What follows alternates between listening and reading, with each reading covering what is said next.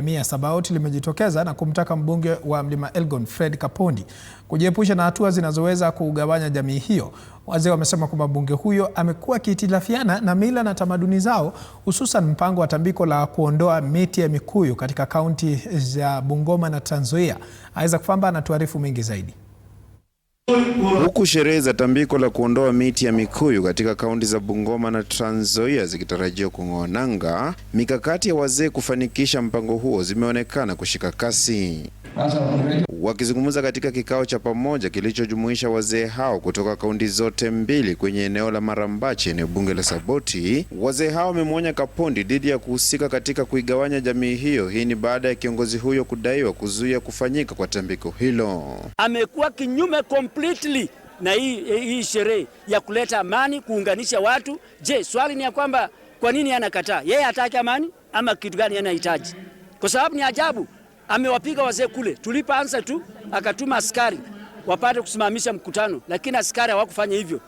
Ufanikishaji wa tambiko hilo umetajwa kuwa suluhu ya pekee kwenye suala la amani na umoja katika Mlima Elgon. Hii ni baada ya kubainika kuwa miti hizo zinashikilia laana zilizoachwa karne nyingi zilizopita katika jamii zinazopatikana kando kando ya mlima huo. Na tumefanya vitu ambavyo wazee walikuwa wanaagizwa na babu zetu, ya kwamba kuna vitu muhimu ambayo ilikuwa imeleta laana katika jamii ya Sabot.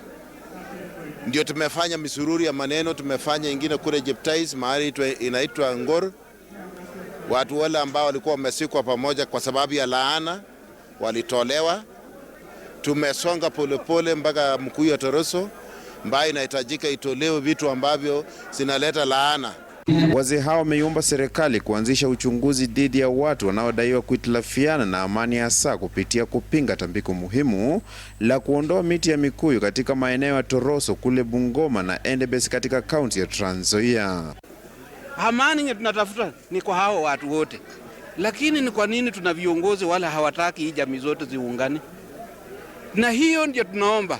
Serikali ndio wana uwezo na serikali ndio wana macho ya ndani ya kujua sababu gani hao watu wengine hawataki amani iwe.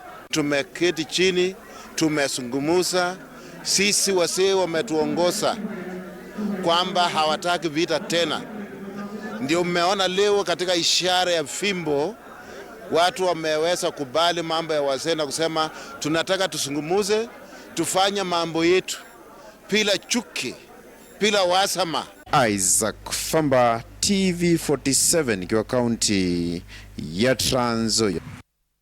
Asante sana Isaac Famba.